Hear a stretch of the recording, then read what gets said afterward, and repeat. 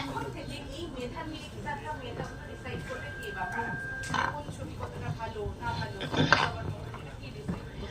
প্রথমত হল পাওয়ার ক্ষেত্রে মেধার কোনো জায়গা বিশেষ ছিল না।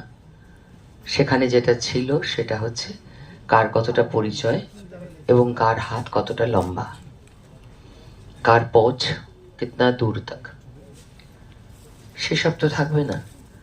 সিনেমা যখন রিলিজ করে বা কোনো একটা থিয়েটারও সেক্ষেত্রে যখন প্রথম মঞ্চস্থ হয়, মানুষ 3-4 দিনের মধ্যেই মোটামুটি একটা আভাস দিয়ে দেয় যে এটা ভালো লাগছে।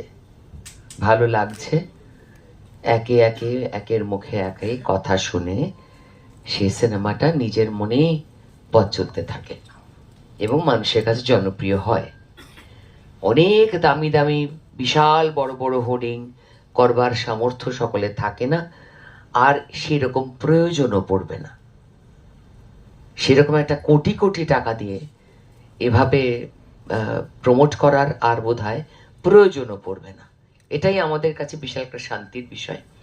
এবং এই যে মেরিট প্রশ্নটা আপনি করলেন, যে মেরিটটা